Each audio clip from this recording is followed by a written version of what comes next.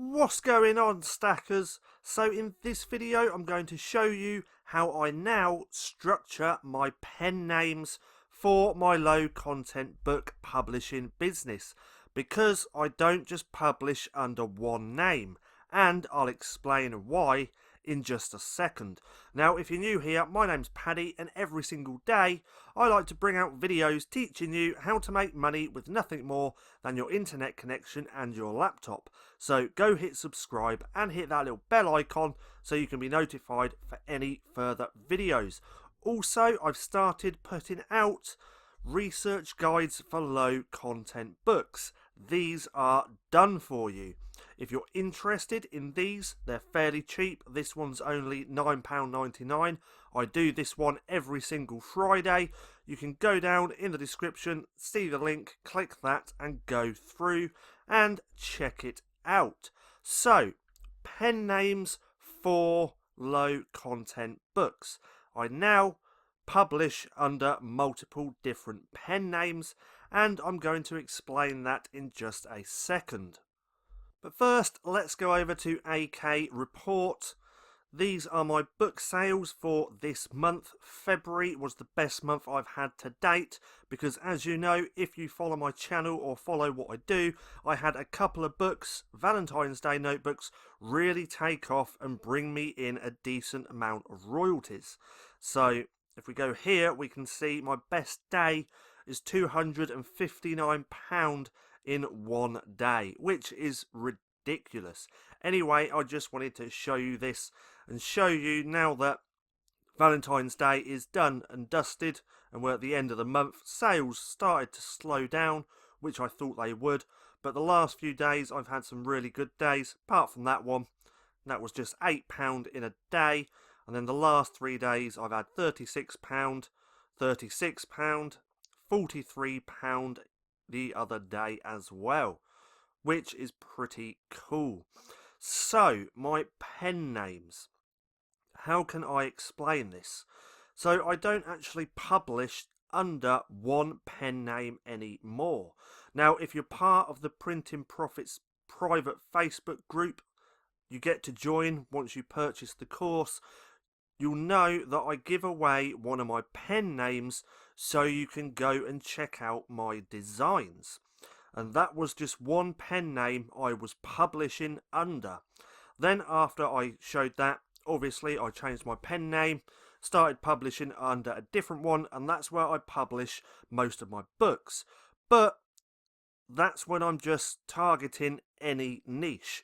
So I have a generic pen name. So let's pull up a notepad.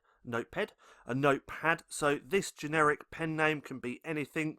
Let's just put Tinkle Winkle Press. Don't know why I thought of that. It just popped in my head. Tinkle Winkle Press.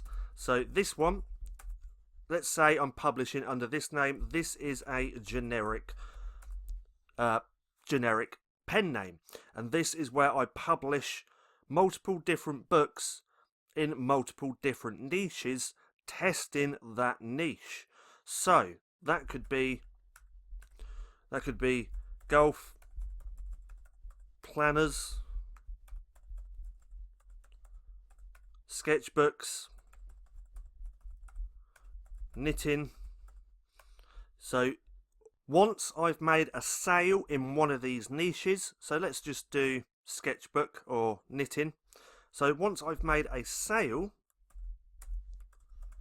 I then go deeper in that niche, because this niche then is a proven seller for me, but then I create a brand name or a pen name around knitting. So let's just put knitting for everyone.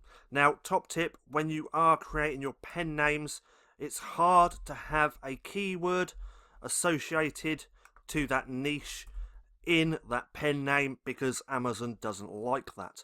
But anyway, that's just a top tip for you. But anyway, so I've made a sale in this niche under this generic pen name, and now because that's a proven seller for me, I then create a pen name around just that niche and go deeper, creating more books in that niche under that pen name. So this is how I'm now structuring everything.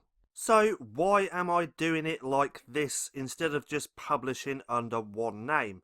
Now, don't get me wrong, you can just publish all your books under one name. It doesn't really matter, but this is my thought process behind this. So someone finds my knitting book, they like it, they purchase, but they find it under this generic niche brand name. So they find a knitting, let's say sketchbook, notebook, whatever it is, whatever type of low content book, they find that knitting book under this brand name. They click this to go through to see if I have any similar books like this, but then all they see is a bunch of different books in a bunch of different niches, putting them off, and they're not going to look through all these books to find another knitting notebook. Whereas if I sell a book under a niche pen name, so I made a sale here, so someone finds this book under Knitting for Everyone, they buy it, they click through to see what other books I have, and then this pen name is just Knitting Books, so they can go through all these different knitting books, have a little look, and they're more likely to buy something if they like the design. So let me show you what I mean by this. So let's head on over to Amazon. So I've just pulled up this llama sketchbook. Now someone probably put in the keywords llama sketchbook or something like that, come across this book, and they want to see what other llama books this person has. Well, they click the pen name just here, this is Cute Sketchbooks, and now there's a bunch of different books under a bunch of different niches. So they can look through, but they were interested in this llama book, but they can't see any more llama books.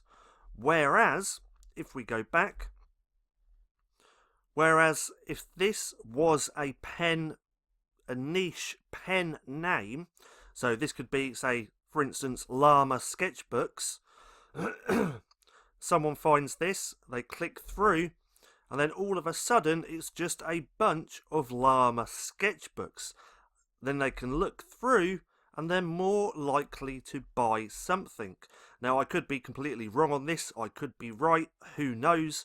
I'm just testing all of this out, doing these different niche pen names to see how it goes. Now if you decide to go this route, whichever one that is, then you will have to keep a spreadsheet with all your pen names in, so you can just keep track of everything. So this is what I've done. I am going to blur most of this out.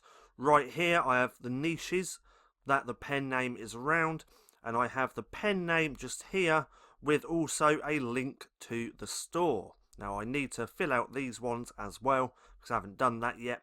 Put the store link just here, but this is how I'm doing it. As you can see, I'm in quite a few different niches now, and yeah, so this is what I've been trying. It's been going well for me. I actually quite like doing it this way as well. It just seems to work better for me. And doing it this way, you can customize the interiors a little bit more. So if you have just a generic niche brand name, pen name, and you're publishing notebooks, you can keep that notebook interior exactly the same. But let's say you've got a niche pen name for horses, then you can customize that interior with horses just for that horse niche pen name and notebooks, if you know what I mean. So give this a go, don't give it a go, it's entirely up to you. I'm just showing you exactly what I'm doing. Now, if you want done-for-you research for your low-content books, then don't forget to check out that link down in the description below to check out the done-for-you research bundles. I have 2 of them. One's monthly, this one's weekly, and it's only £9.99, and it's going to save you a lot of time in doing the research yourself. So go and check that out. Now, I hope you enjoyed this video. If you did, don't forget to give me a thumbs up. Also, go and hit subscribe and hit that little bell icon so you can be notified for any further videos. That being said, I've been Paddy. This has been Stacking Profit, and I'll see you again soon.